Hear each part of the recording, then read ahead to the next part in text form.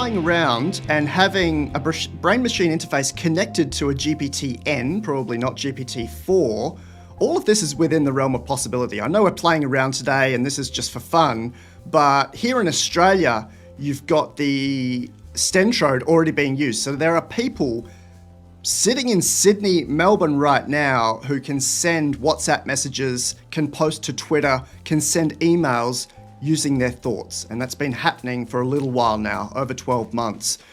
You've got Elon Musk going to market with Neuralink now, trying to find human trials, which may be news to some of you. Reuters announced that yesterday and kind of played with who he might be asking or requesting cooperation with to go to trial, to go to human trials. And I find that pretty fascinating because Neuralink is very invasive. It's a lot less invasive than it was, but you still need to sit down in a chair and have a very, very small hole in your head. The same with the Stentrode, I suppose. But BMIs like this one, or BCIs like this simulation, allow us to communicate with light instead. Allow us to communicate with light instead. Researchers took a piece of DNA that encodes for the channel rhodopsin protein. Then, they put it into neurons, using a safe and effective method for delivering a gene, the same kind being used in human gene therapy trials. The neurons expressed the DNA, manufacturing copies of the channel rhodopsin protein and installing them in their membranes. As predicted, the researchers were now able to activate these neurons using light, without affecting any of the neighboring neurons. This technique, called optogenetics, allows researchers to drive the activity of specific neuron types to see how they affect brain activity and behavior. We're playing around with a simulated brain-machine interface. Doesn't actually do anything, but consider that you will be able to, and this is the next step. We're thinking ahead rather than always following the current trends. ChatGPT, we won't be talking about that next year. GPT-4 maybe, but the next step is integrating this with our own intelligence directly. No typing, no even speaking, but a non-invasive, a non-surgical cap, beanie, some way of getting that into our brain wirelessly. We have any other queries in here? Equoria United Earth ask, what is planetarian singularity? Let's try him with that one. GPT-4, the latest model, 1 trillion parameters according to Semaphore, and 8 sources within Silicon Valley. Planetarian singularity is a term related to singularitarianism, which refers to the hypothetical point in the future when technological advances, especially in AI and computing, lead to a rapid and irreversible transformation of society and humanity. Planetarian singularity emphasizes a global perspective, focusing on this transformation's impact on the entire planet and humankind as a whole. So we're just simulating today what's actually next rather than following these models. And I think what's next is integrating these models directly with us, bypassing language, bypassing speech, and allowing us to use thought.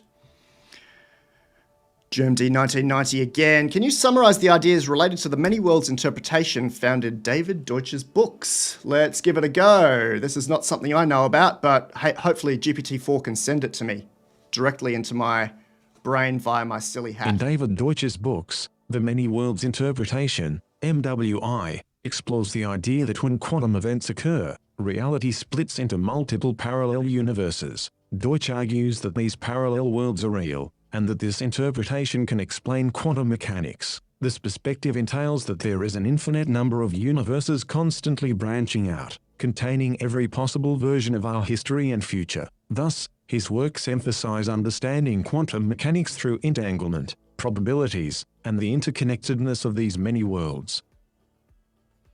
So cool. All right, Wardoon, let's see if I can answer this for you. Let me pop this up in large text.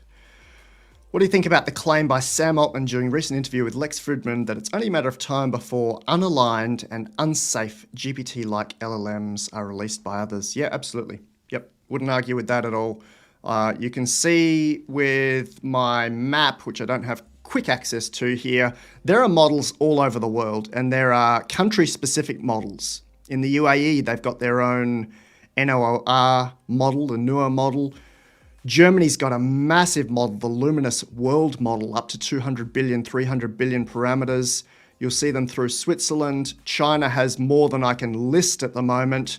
I mentioned the Ernie one earlier, but there are a huge number. There's a lot of discussion today about GLM 130B and the new chat model that I've discussed in the memo.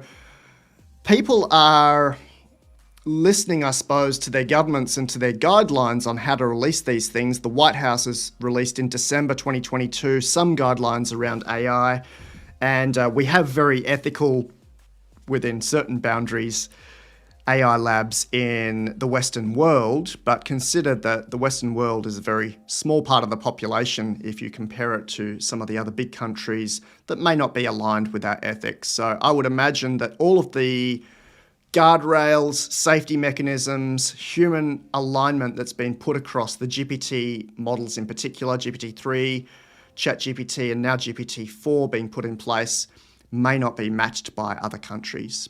I'm really quite close to, I'm very close to the cutting edge in AI, and it scares the hell out of me.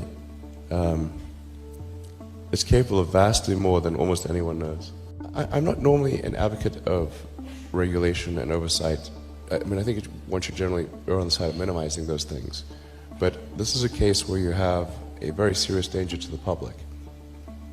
And so therefore there needs to be a public body that has insight and then oversight on to confirm that everyone is developing AI safely. I think the danger of AI is much greater than the danger of nuclear warheads by a lot.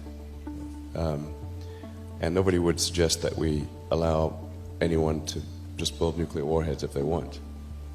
That would be insane. And mark my words, AI is far more dangerous than nukes.